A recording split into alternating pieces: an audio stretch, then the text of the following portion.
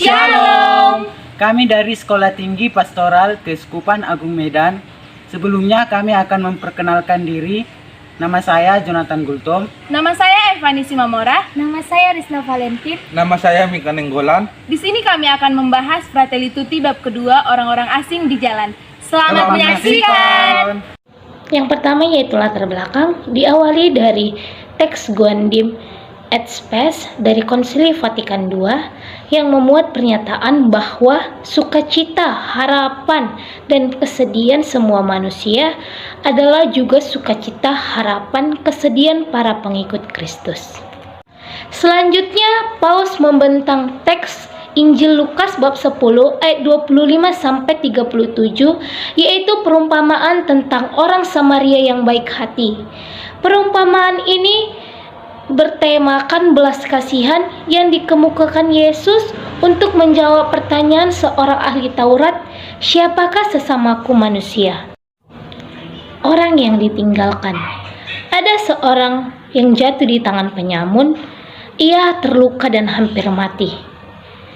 Dua orang yang memiliki peran begitu penting dalam masyarakat lewat begitu saja mengabaikannya. Untuk sekedar mencari pertolongan pun mereka tidak sempat. Datanglah orang Maria yang memberi pertolongan dengan cara merawat, membayar biaya perawatan, dan mengobati.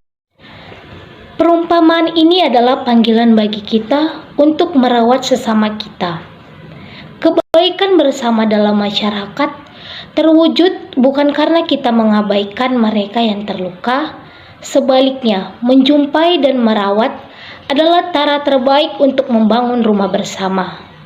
Perumpamaan ini bukan berarti seruan moral, teoritas, melainkan corak universal. Manusia dijadikan demi satu tujuan, yaitu kasih.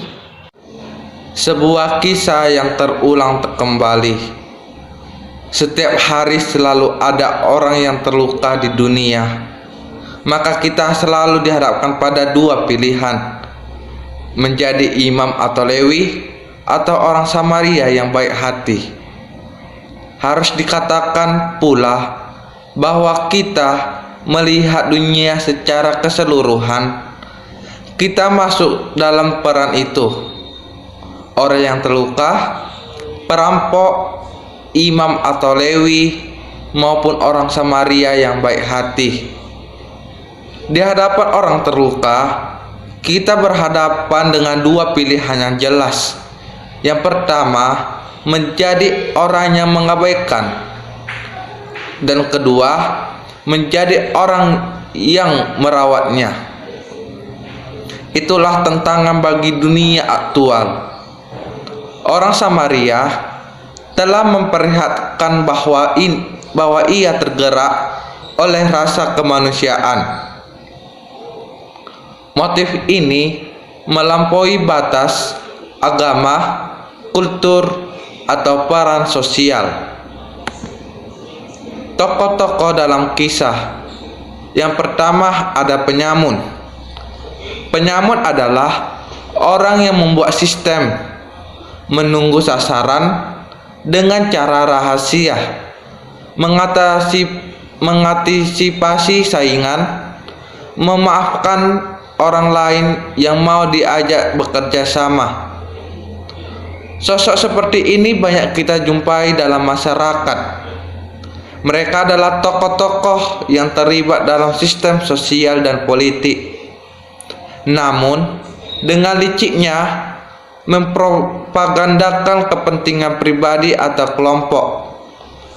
Paus menekankan bahwa adanya bahaya kemunafikan dalam sistem politik dan sosial. Yang kedua, Paus lalu membentangkan dalam teks kitab suci Injil Lukas bab 10 ayat 25 sampai ayat 35. Perumpamaan tentang orang Samaria yang baik hati. Perumpamaan dengan tema belas kasih ini ditemukan Yesus untuk menjawab pertanyaan seorang ahli Taurat. Siapakah sesamaku manusia? Memulai kembali. Kita punya banyak kesempatan untuk menjadi seperti orang Samaria yang baik hati. Tanpa menunggu sistem, kita dapat berbuat baik meskipun sederhana. Orang Samaria itu telah melakukan misi kemanusiaan secara tulus. Tidak meminta balasan atau ucapan terima kasih, ia melakukan apa yang seharusnya ia lakukan. Sesama manusia tanpa batas-batas. Kata sesama waktu itu diartikan sebagai orang yang menjadi bagian dari kelompok atau keluarga. Orang Samaria adalah seorang kelompok pinggiran dan seorang pangan. Namun, justru dialah yang telah memperlihatkan kepada kita apa artinya menjadi sesama. Ia adalah orang yang bebas. Ia membongkar batas antara Yahudi dan Samaria, sebuah batas ideologis yang telah lama membelenggu mereka. Di hadapan luka kemanusiaan, kita perlu bergerak keluar dari batas diri. Yesus sendiri telah memperlihatkan keterbukaan bagi perbedaan. Sekian pembahasan dari kami. Jangan lupa like, Komen. And subscribe. Terima kasih.